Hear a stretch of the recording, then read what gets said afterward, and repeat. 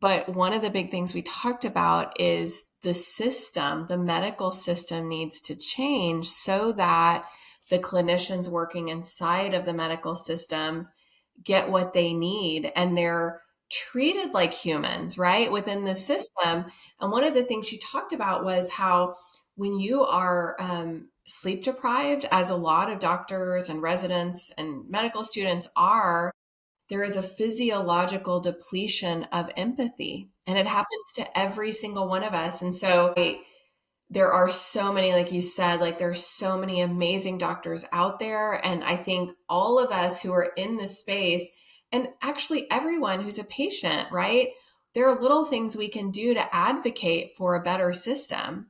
And a big part of that is for medical providers to be better supported within their systems so they can then show up like these amazing doctors that we have experienced, right? Like these ones that we've found that are just so healing both physically and emotionally to, the previous traumas that we've experienced. Yeah, and I think you're right. I think it is a systemic issue that I feel like by design feels difficult to address from the root of the system. But if we can go to the professionals directly, I think we could have some really good traction. And I've had some really good doctors, like doctors who just humanize you. I had a doctor before, she was just like, you know what? I don't know.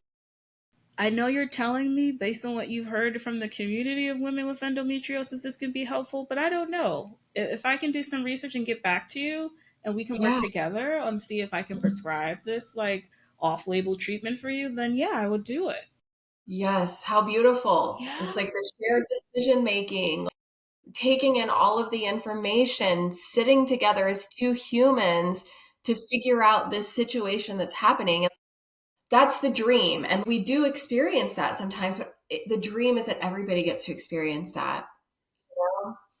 Oh, I feel good talking about this. He's like, "Ooh." Yes, yes. And I'm so thankful for you sharing your time with me and with the people listening and watching. And before we wrap up, is there anything that you want to leave the audience with?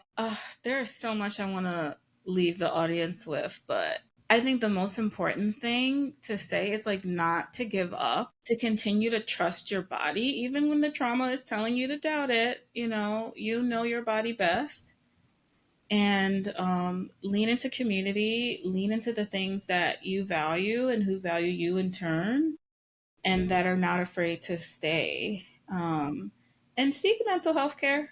I mean, when you're in pain, you're not thinking about the mental part of it, right? Right. But Yeah. there are some wonderful clinicians in this space who have lived it. I think a lot of us who go into it have lived it, Yes. who can help make the journey so much easier and better. I think combined with the mental health, good medical team, and a great community at your back, you will Yeah. get through this. Yes, yeah. And so I want to say that I do have on the medical trauma support website, medicaltraumasupport.com, I have some of the therapists like Kira that I've met who are working in the medical trauma space. So that's one place you can go.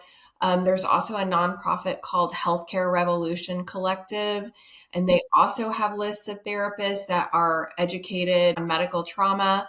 So, yes, I wholeheartedly agree. It's such an important piece.